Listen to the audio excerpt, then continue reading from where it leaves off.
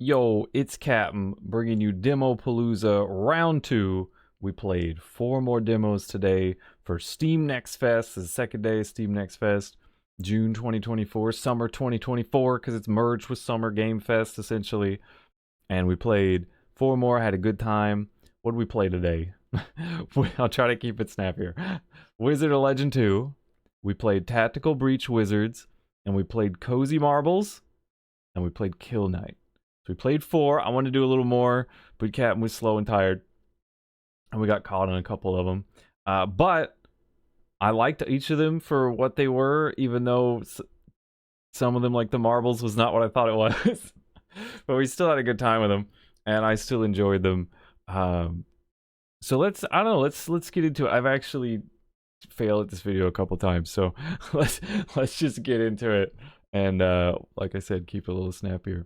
So I want to start with Wizard of Legend 2, and let me switch to the gameplay because that'll be exciting. Now I am covering some essential UI because I'm dumb. I can't move this camera. The stream camera will be behind it, so it won't help.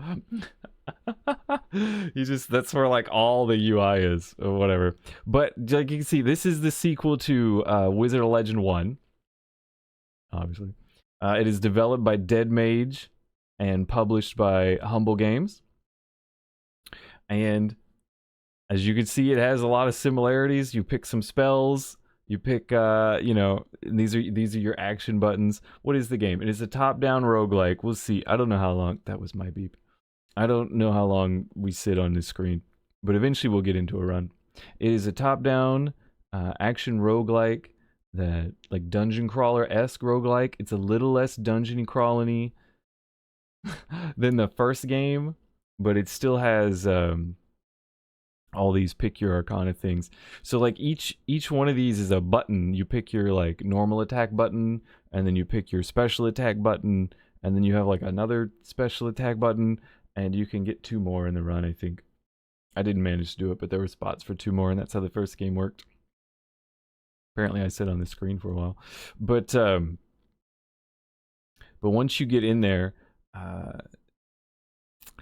the first one worked like Gungeon or Binding of Isaac, where you I think Binding of Isaac works, where you kind of explore the whole thing. Oh, let's just actually get into the fight. I didn't think it took that long. All right, so it's very action button oriented, like combo buttons and stuff. You can press the attack and you get several combos, and you got your special, and it's probably got a cooldown, but it might have some utility. And then you've got another special, and you can get more. And you can find like shops and stuff in the dungeon. You can find little challenges to do that'll give you gold that you can use to buy things. Maybe it'll just give you an upgrade. It'll let you upgrade one of your spells or something. But it's not quite as dungeony as the first one. You don't explore like a whole dungeon and find all the shops and everything on that floor and then choose to continue. You kind of just go through these set levels. And you can see they have some exploration, and they have the random, you might get a random shop, you might get a random little challenge thing, but you kind of just go through it and then you're done. I think the idea is to make it faster. So instead of exploring like a big dungeon like you did for the first one, you kind of explore like a little corner, and then you go to the next stage. And it's pretty linear. Like there might be like a T intersection, and you can explore the whole T intersection, or you could skip it. You know what I mean? So it still gives you, I thought I did a good job of giving you the feel of exploring the dungeon while kind of making it not about the dungeon. It's not full on like Hades, where it's just one room or something. You still get a little bit of a map run around feel. See, we did a little challenge here, and it'll let us upgrade one of our arcana.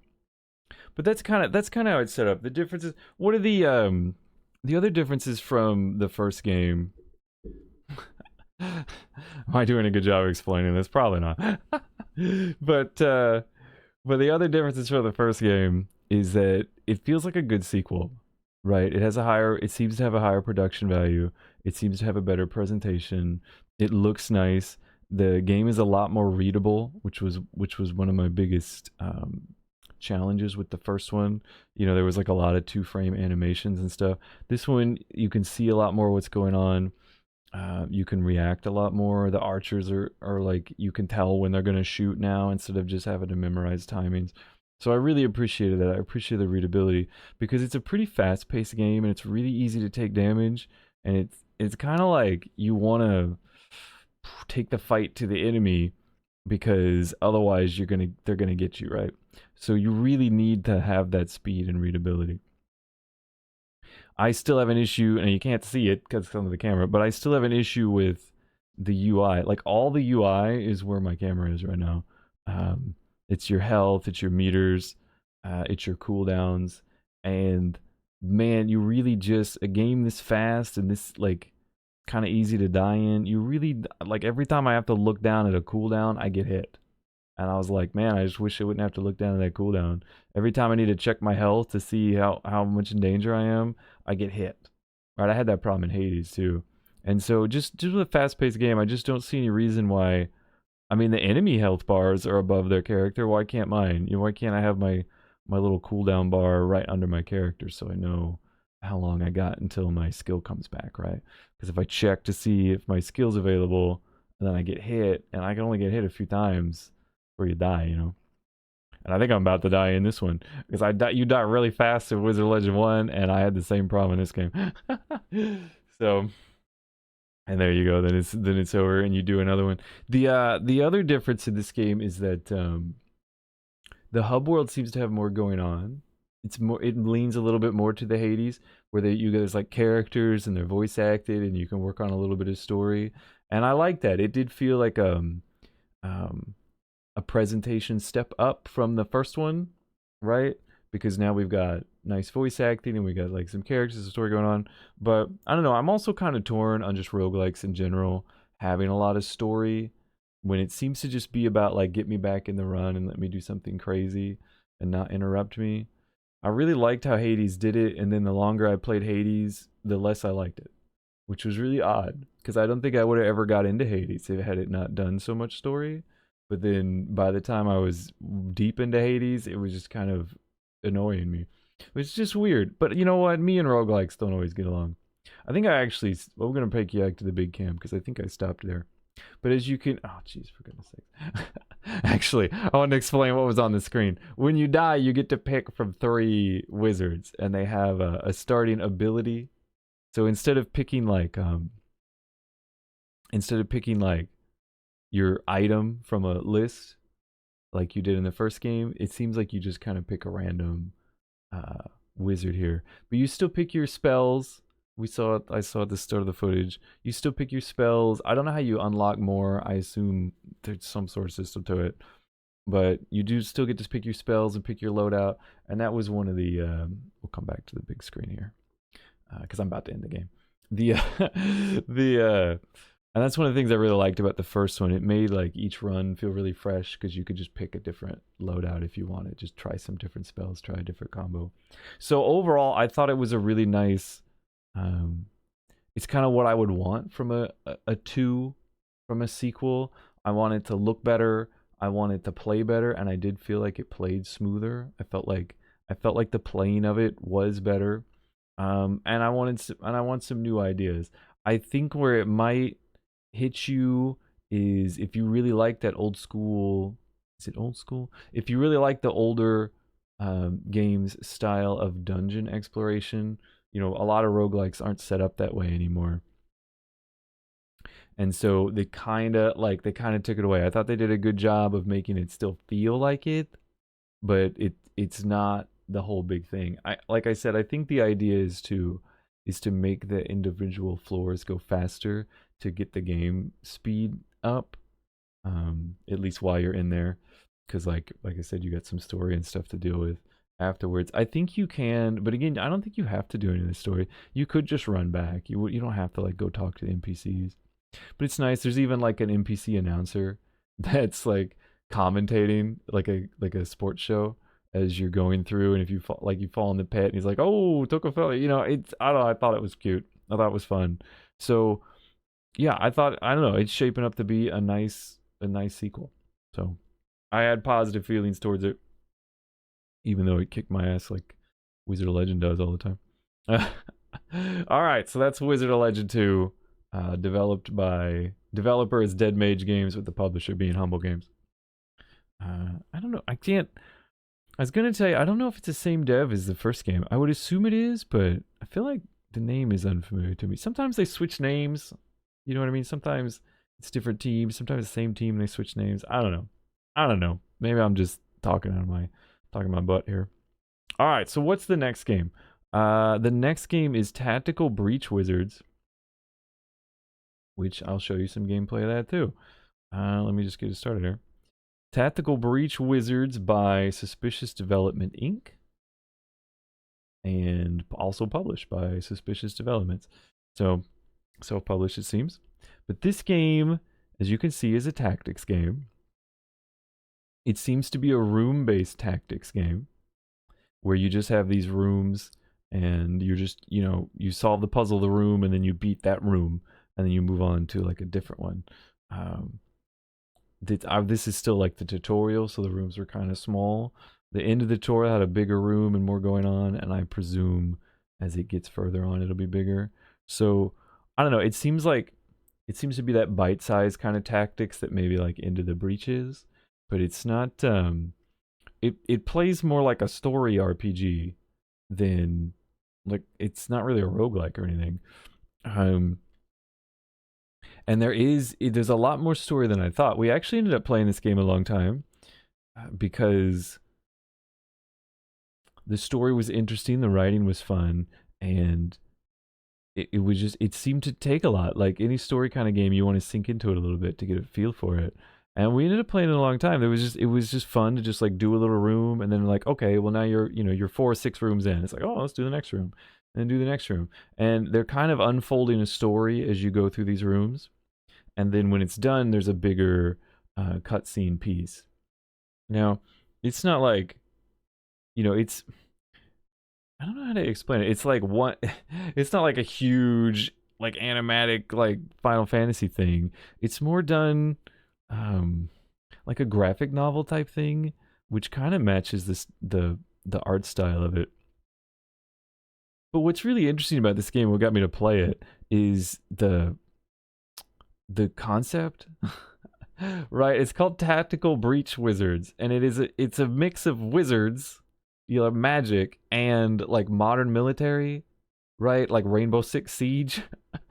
Right, I thought it would be Wizards XCOM, but it's more Wizards Rainbow Six. And it's not like but it's with tactics. Rainbow Six is real time. But see, you get these little things in between the missions. And the cutscenes are a little fancier than this, but they're still in this same style. I don't know how fast I'll go through this because it's just recording on my stream. But there's like a little bit, but they talk to each other. And I gotta say, I like the writing. I thought this whole thing, right? Right, like this guy on the right. He is a wizard in camo, okay? With an assault rifle with a wand sticking out of it. Right? Like that's, I enjoy this concept. It's really silly, and it makes it fun. And the game is as far as I can tell, lighthearted. It's written like a snappy cop drama. So I enjoyed the writing.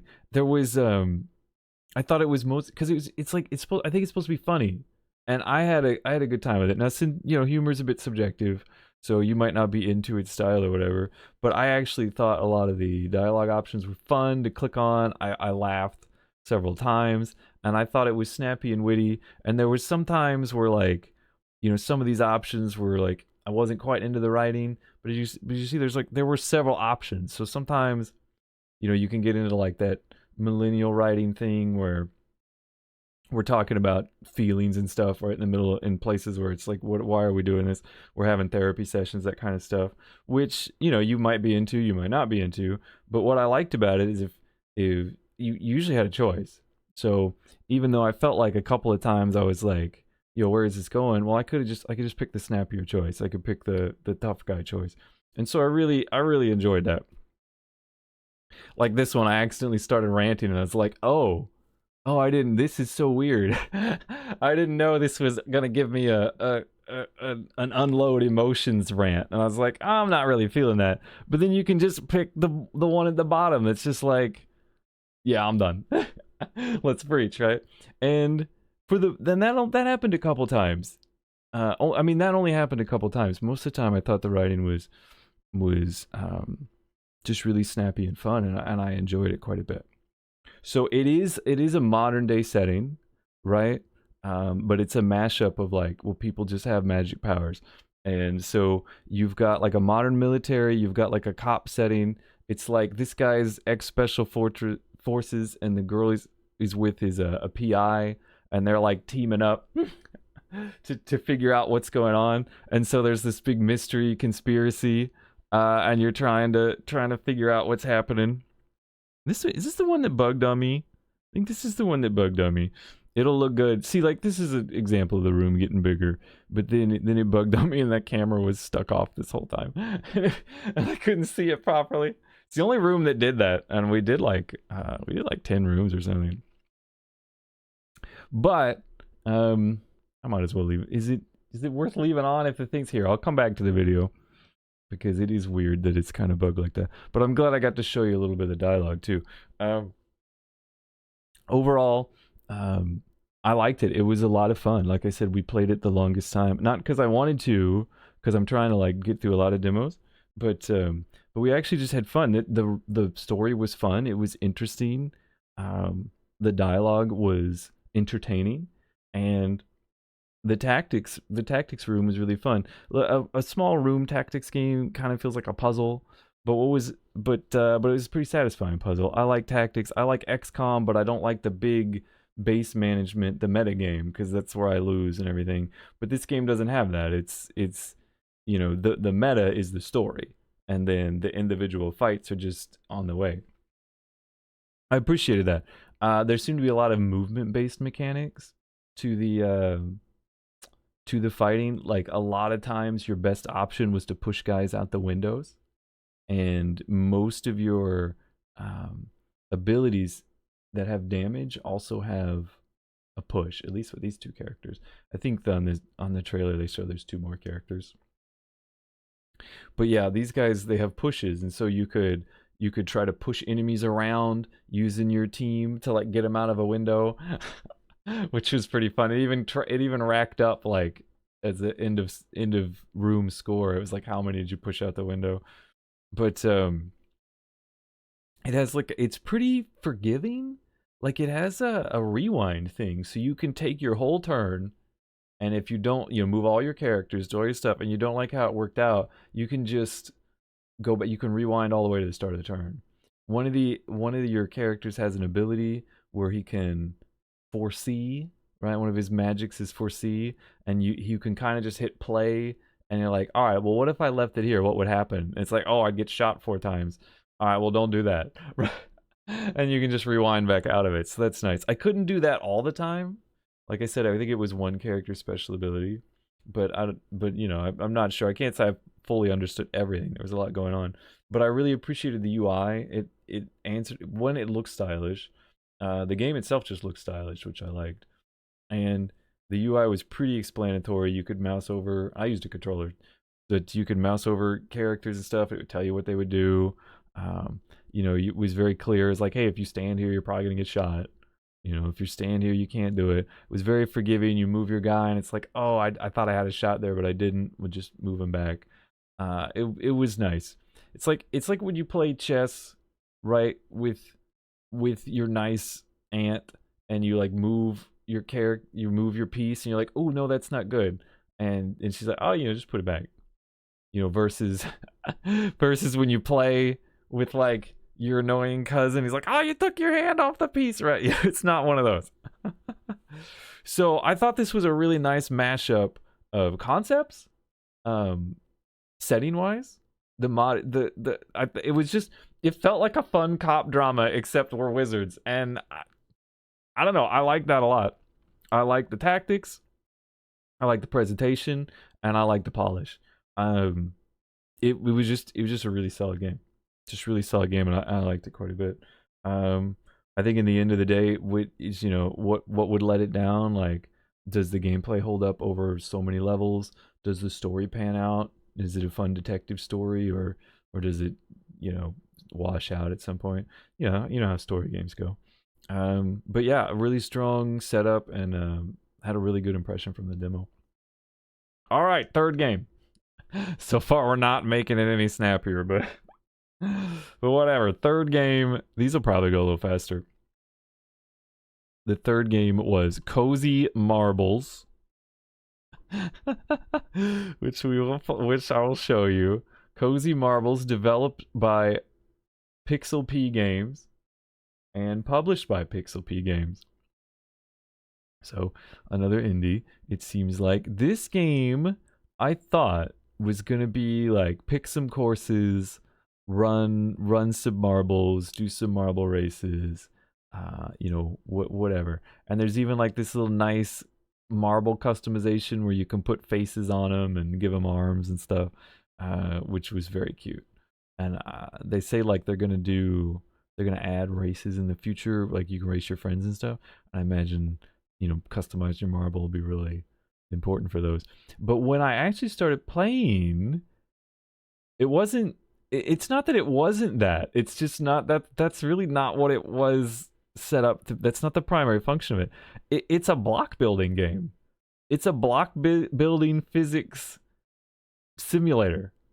So it gives you all these little blocks, and you make your ramps, and you make your things, and then and then you roll your marbles and you see what they can do. And right, like you could say that's, it's not like so gamey, right? It's more sandboxy. But we kept going, and you can actually do a lot of, I think this is just me dicking with the marbles, but you can actually do a lot of building and a lot of fun stuff. And they have like some that ramp, that shoot the balls. They have little drops and stuff. Here, this is let me skip ahead. This is me going nuts and just how many marbles I can do. Which is quite a few. I actually had a surprising amount of fun with this. I was like, you know what, this is not what I thought, but I'm gonna give it a shot. Here, let me skip ahead a little bit, and you can see like some of the crazy stuff we did. Yeah, so there you go. There's some more stuff. So like we made a ramp, and then they had little music note things that you could do, which was fun.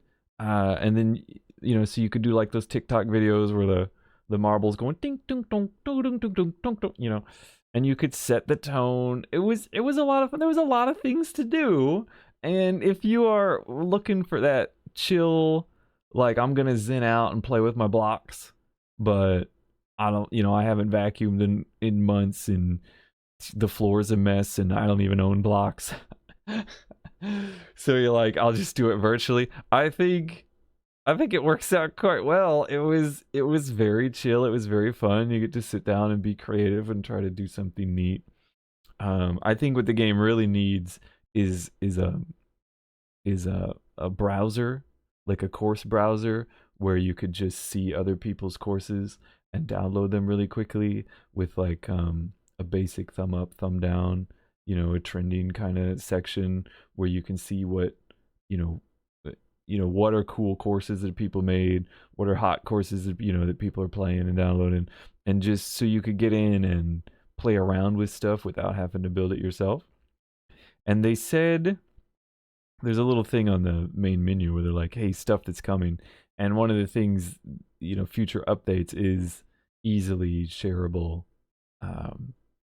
courses and whatnot. So I think they're already thinking along those lines.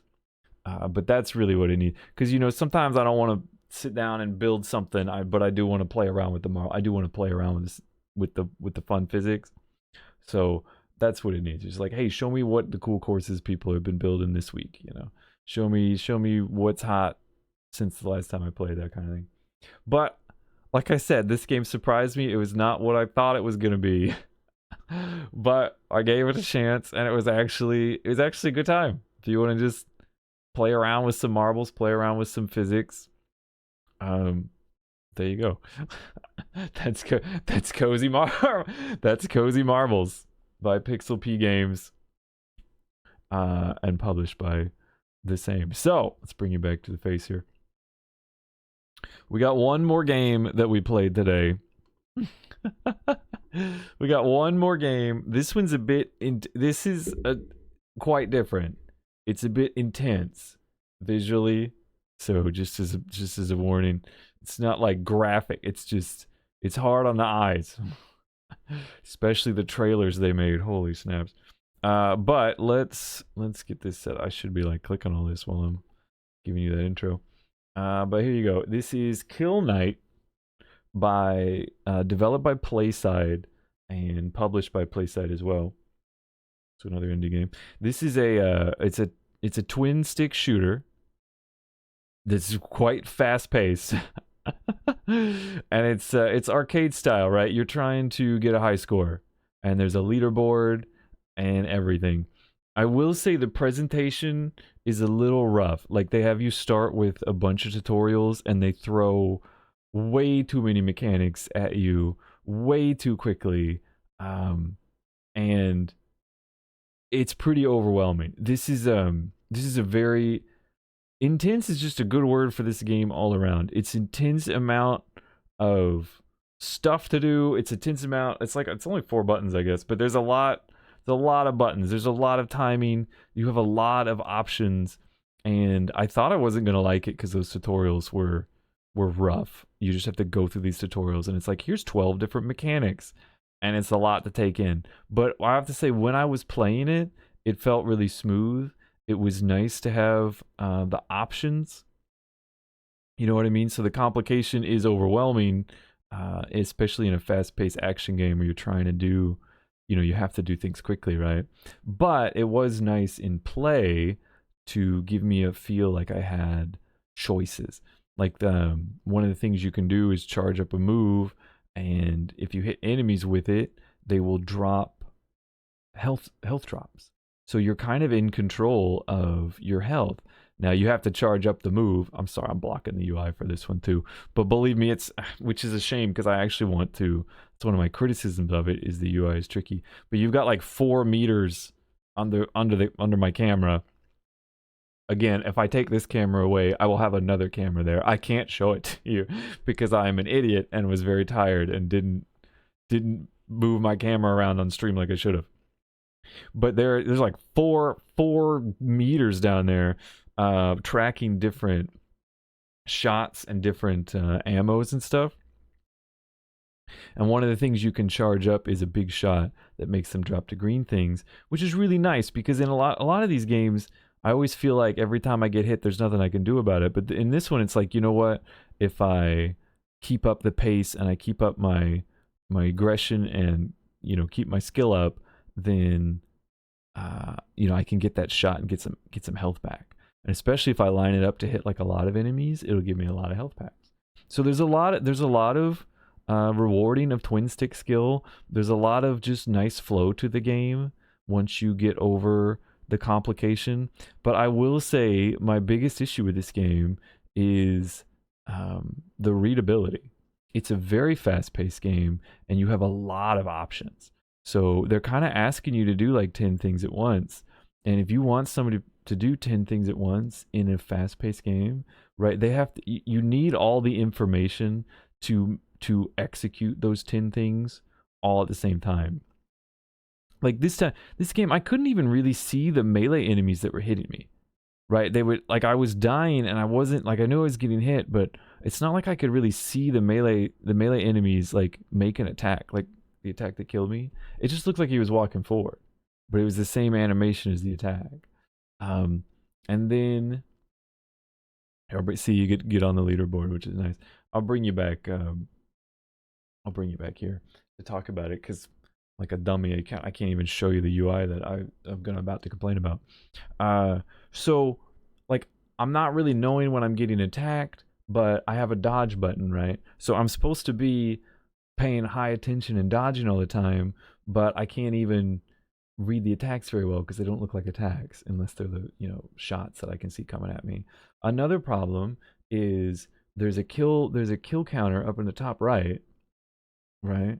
And that's really important because if you keep your combo kill up, you start doing a lot of damage. You kind of want to watch that and make sure you're paying attention to when it's about to wear off. Your life's up in the top left, and then all your ammo and other meters are in the bottom left. And you kind of need to see all this information at the same time, but you can't. They're off in the corners, and there's a lot of high speed action in the middle, which is where you should be looking at your character and the combat.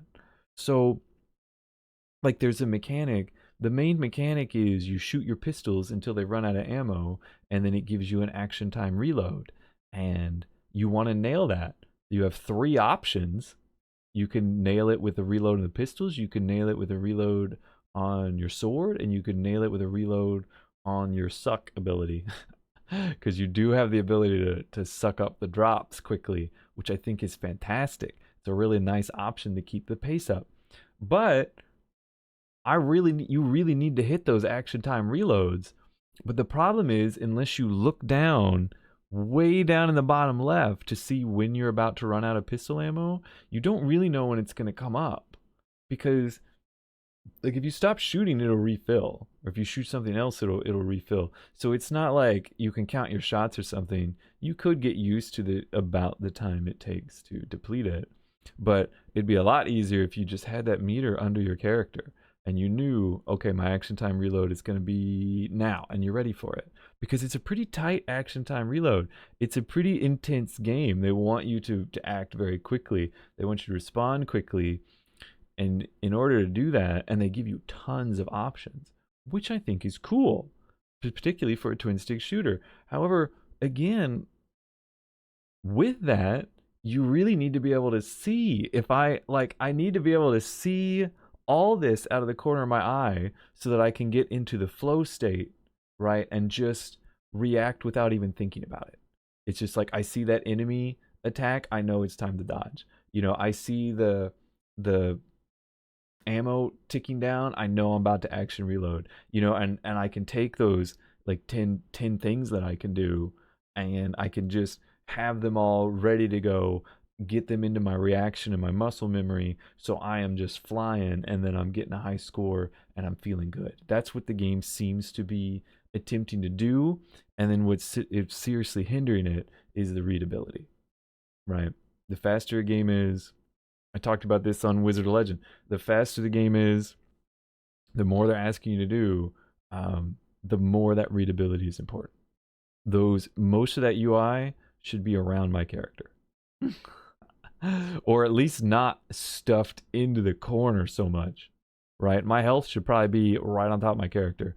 That the pistol ammo should be right on top of my character. The heavy ammo should be right next to that. The charge up for the big shot should be right should all be right there. The charge up to my melee being a big melee should, like, there's 5 meters I had under that under my camera. And if you look at them, you're going to get hit, or you're going to drop your combo, or something bad's going to happen, because the game's fast-paced enough. The game's really intense and fast-paced. You need to be looking at the combat. You can't, like, look over there for a thing, you know what I mean? Had the same problem with Wizard Legend. Had the same problem in Hades. Lots of action games just don't seem to realize that the faster the game is, the more important the UI is. The more important the readability is.